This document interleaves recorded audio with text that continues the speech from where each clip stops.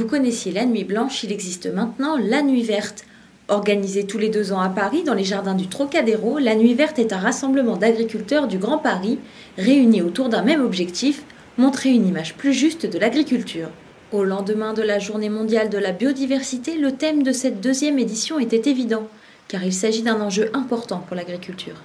La nuit verte aujourd'hui c'est un rendez-vous avec les Parisiens, donc autour d'un thème générique qui est l'environnement, puisque l'objectif c'est de se réapproprier le discours sur l'environnement, avec comme thème cette année la biodiversité, et dans un esprit que ce soit un rendez-vous qui soit pérenne dans le temps, avec les départements autour de la région parisienne qui viennent présenter leur métier aux Parisiens. Le message que l'on souhaite véhiculer sur la nuit verte, c'est un message de modernité de notre métier, sur les productions animales mais aussi sur les productions végétales.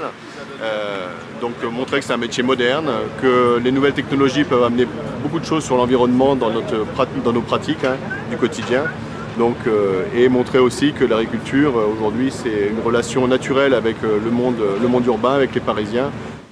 La nuit verte réunit une centaine d'agriculteurs qui, 2 jours avant l'ouverture au public, ont façonné leur stand autour du thème de la biodiversité. Ludiques et pédagogiques, ils vont permettre au monde agricole de communiquer sur les nouveaux défis de l'agriculture. Être présent à Nuit Verte, pour nous, c'est prendre en main notre communication pour aller au-delà du grand public.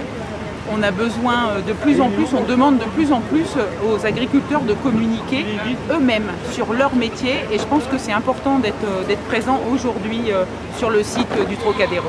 On veut véhiculer le message que la biodiversité, on y est confronté tous les jours.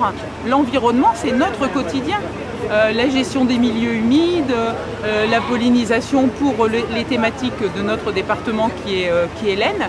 On y est confronté tous les jours. Pour nous, c'est hyper important d'aller au-devant du grand public, mais, parce qu'il y a un mais, c'est qu'on n'a pas l'habitude de ça. Donc, il faut vraiment préparer cette communication, parce qu'on a l'habitude de se parler entre nous, entre agriculteurs.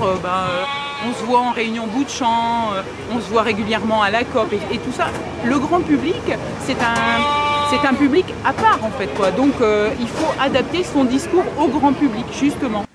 Avec l'ambition d'être toujours plus pédagogique, toujours plus festive et toujours plus marquante, la Nuit verte, qui avait attiré en 2012 100 000 visiteurs, espère bien passer les 150 000 cette année.